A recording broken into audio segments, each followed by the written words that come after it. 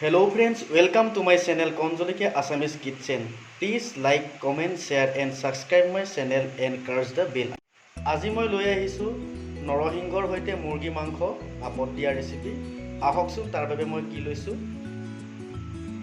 এয়া প্ৰায় 250 গ্ৰাম মান মই মুৰ্গী মাংস লৈছো।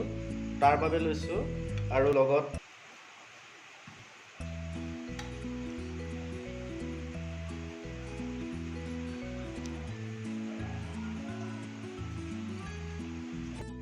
এতিয়া বন্ধুসকল মমো ষ্টেণ্ডৰ তলৰ অংশত মই এয়া পানী দি লম। পানী দি লৈছো।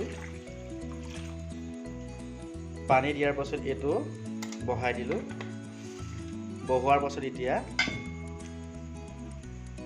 ঢাক মাৰি এতিয়া 20-25 মিনিট সময় মই এনেকৈ গেছত উতলাই ৰাখিম। এতিয়া মই ষ্টেণ্ডটো